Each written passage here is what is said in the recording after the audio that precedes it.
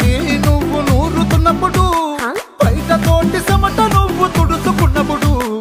దండాన నీ సొక్కారేస్తున్నప్పుడు నీ ఒంటి వాసనతకు గుర్తొచ్చినప్పుడు రెండు చేతులెత్తి జుట్టు ముడిసినప్పుడు జండు కత్తుకొని పడుకున్నప్పుడు అలసిపోయి నువ్వు ఆవలించినప్పుడు వచ్చుండై ఫీలింగ్స్ వచ్చి వచ్చి చంపేస్తుండ